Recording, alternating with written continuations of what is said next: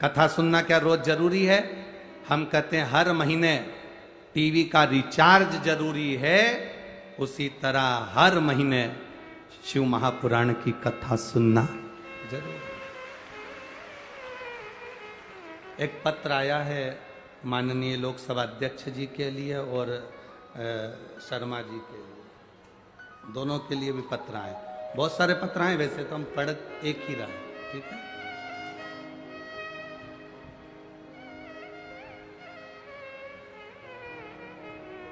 सुरेंद्र नागर, मेना नागर नया गांव कोटा से हैं।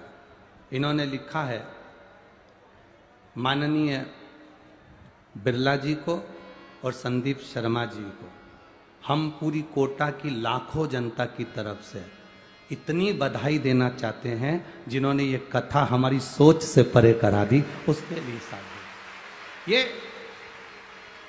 हम इसका क्या वर्णन करें, जिन्होंने इस कथा को हम लोगों को, हम तो सोचते थे कब मिलेगी, पर बाबा की कृपा से जो प्राप्त हुई, ये साधु का।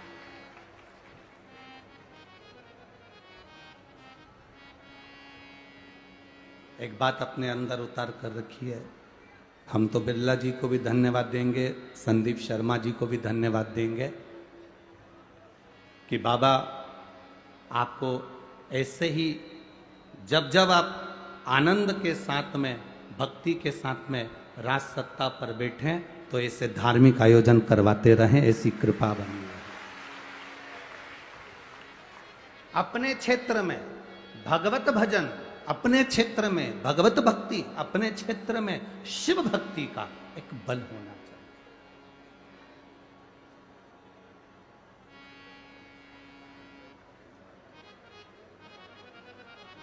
एक भजन का बल होना चाहिए।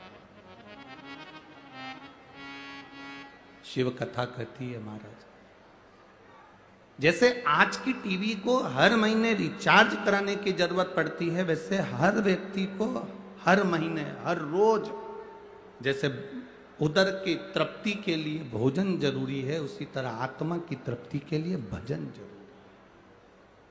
शिव कथा बहुत जरूरी।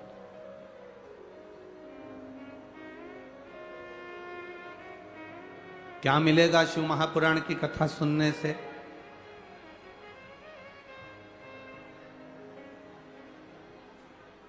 भगवान को नारियल देंगे तो क्या भगवान प्रसन्न हो जाएगा?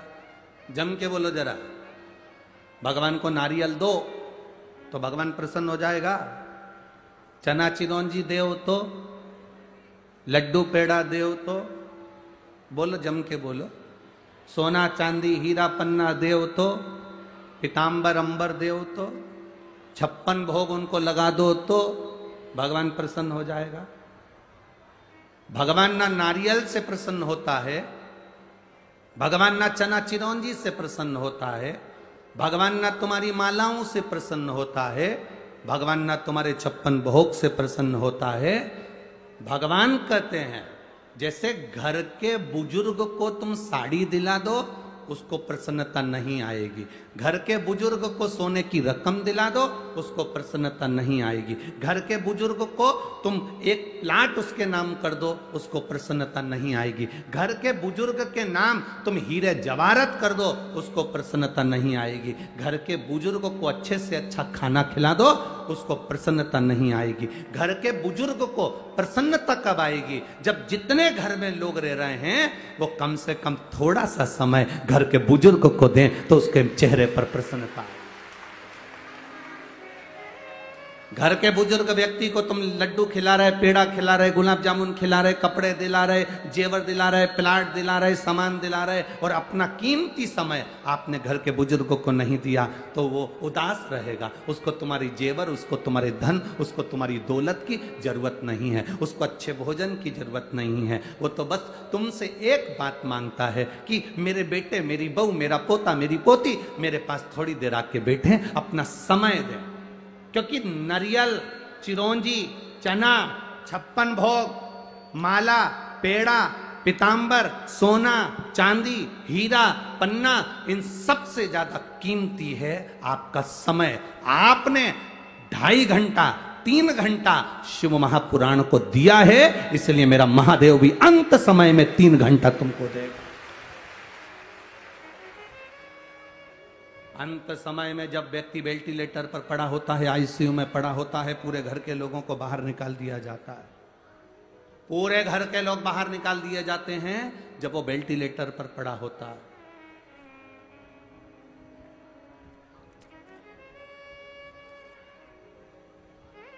सारे घर के लोग बाहर,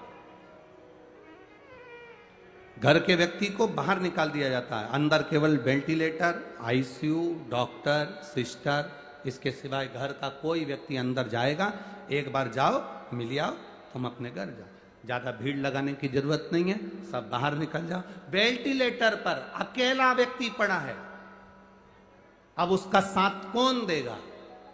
उसने जो सोना दिया वो साथ देगा? उसने जो चना चिरौंजी दिया वो साथ देगा? नहीं, उसने अपना कीमती समय अगर महादेव को दिया है तो अंत समय में मेरा महादेव भी उसके सिराने पर आकर खड़ा होगा। और अंत समय प्रभु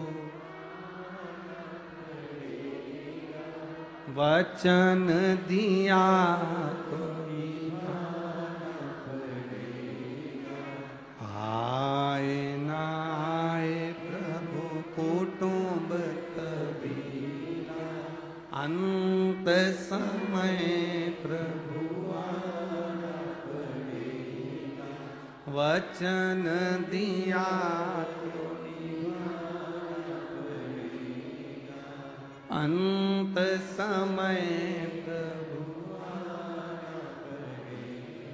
तुमने अपना समय परमात्मा को दिया तो तुम्हारी दुख की घड़ी में वो परमात्मा भी अपना समय तुम्हारे लिए निकाल कर तुम्हारे दरवाजे पर खड़ा है।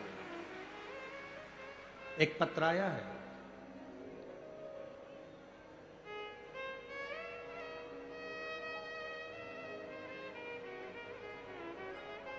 जिस पत्र में एक व्यक्ति वेंटिलेटर पर पड़ा है, आप देखिए,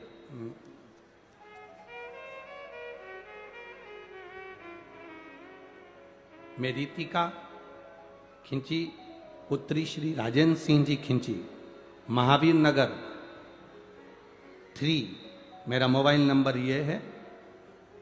इनका पहले वेंटिलेटर पर पड़ा हुआ फोटो आप एलईडी पर देखिए, आस्था चैनल पर देखिए, आस्था चैनल पर और एलईडी पर आप इनका वेंटिलेटर पर जो पड़ा हुआ फोटो है उसका देखिए। फिर उन्होंने लिखा, भोले बाबा का मैं क्या गुणगान करूं गुरुदेव,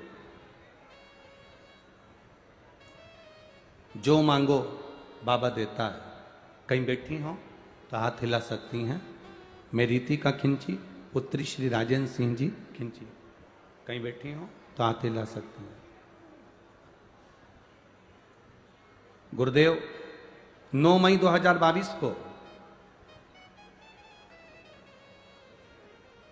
पिताजी का स्वास्थ्य गड़बड़ हुआ, इतना तबीयत खराब हो गया कि बैठे बैठे मुंह में से झाग निकलने लगा। बिस्तर पर ही उन्होंने मल कर दिया, मुख टेढ़ा कर दिया, बिस्तर पर मल कर दिया, मुंह में से झाग निकलने लगा और वो एकदम गिर गए। उनको जब लेकर पहुंचे हॉस्पिटल में, एम्बुलेंस आई और उनको जब लेकर गए, डॉक्टर ने कहा इनके शरीर में श्वास का क्रम नहीं है। फिर भी हम इनको वेंटिलेटर पर एक बार रखकर देख लेते हैं। वेंटिलेटर पर रखा, जांचें जब करी गई तो उनके शरीर में कंपन नहीं था, श्वास नहीं थी, शरीर पूरा जा चुका था क्योंकि समय बहुत हो चुका था। जिस समय पर डॉक्टर ने कहा मल छूटा था और फैन निकला था, तब इनके प्राण भी जा चुके थे। फिर भी एक बार वेंटिलेटर पर डालकर देखते हैं। वेंटिलेटर पर रखा, कोई रिस्पांस नहीं आया। तब उसी हॉस्पिटल में एक बहन ने कहा तुम इतना रो रही हो, एक शंकर जी का मंदिर हॉस्पिटल के पास में, वहां से एक बेलपत्री उठाकर ले आओ और डॉक्टर से पूछ लो कि हम इनके पलंग के पास में रख दें, बाकी का तो बाबा संभाल लेगा। बेटी दौड़ कर गई, बेलपत्र लाई और उनके पलंग के पास डॉक्टर से पूछकर, डॉक्टर ने सोचा कि अब जीव चला तो गया है, रखने में जाता क्या है, रखी। 20 मिनट के बाद वापिस श्वास आई और धड़कन चलना प्रारंभ हुई और बाबा की कृपा से वो ठीक हुए, जिनका फोटो में लगा रही हूं। जब वो ठीक हुए उसका भी फोटो में यहां लगा रही हूं, आप लोग देख सकते हैं एलईडी पर, आस्था चैनल।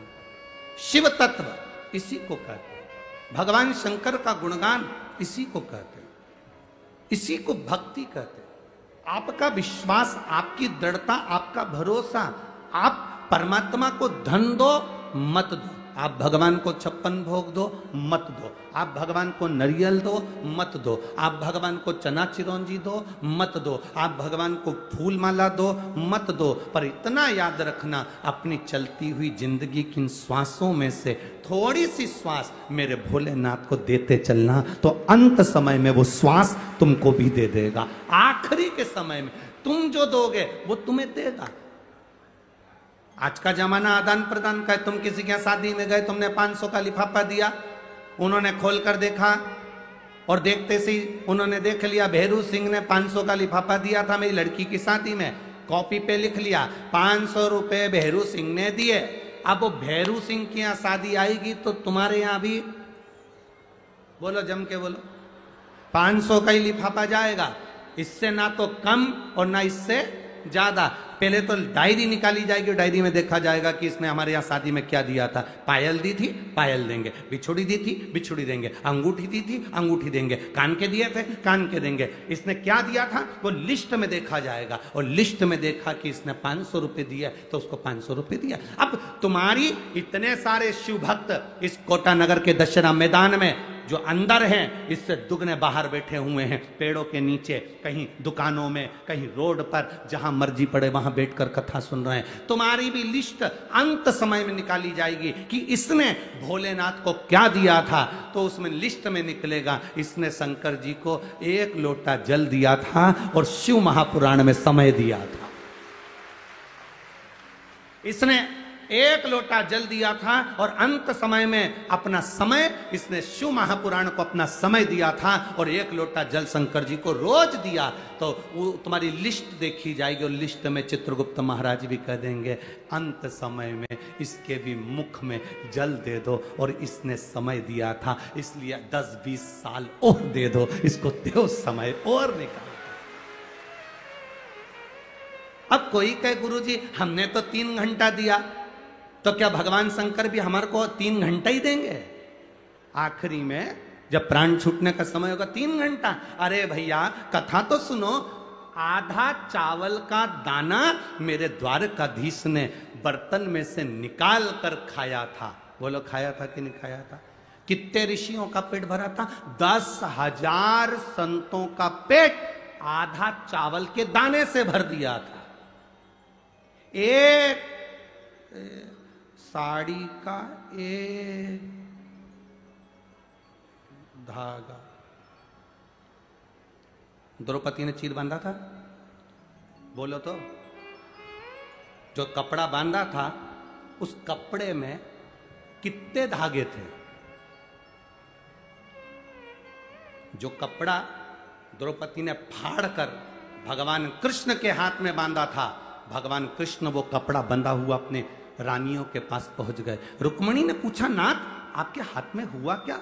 भगवान बोले मेरे हाथ में चोट लग गई तो द्रौपदी ने अपना चीर बांध दिया। रुक्मणी, सतभामा, जामवंती, कालंदी, इस चीर को लेकर जाओ, इसका एक एक धागा निकालो, कितने धागे हैं मुझे बताओ।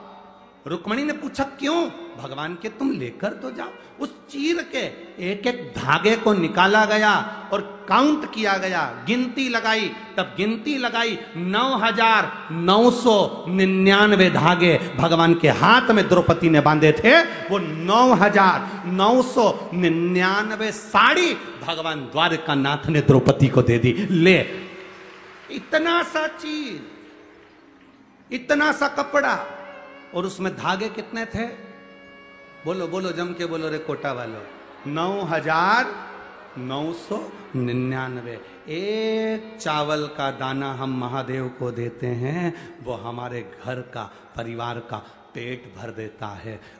वो कहते हैं बिन पानी के नाव खे रहा है और नसीबों से ज्यादा दे रहा है। वो इतना दे देता है।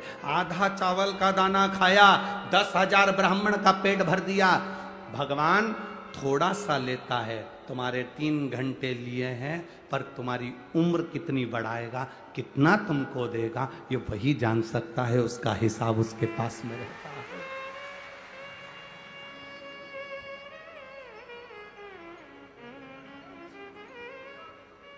कितना देगा वो उसके ऊपर ही।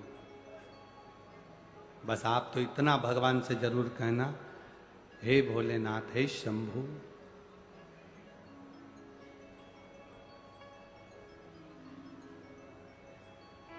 मेरे बाबा दया करना, मैं तेरे, मेरे बाबा दया करना।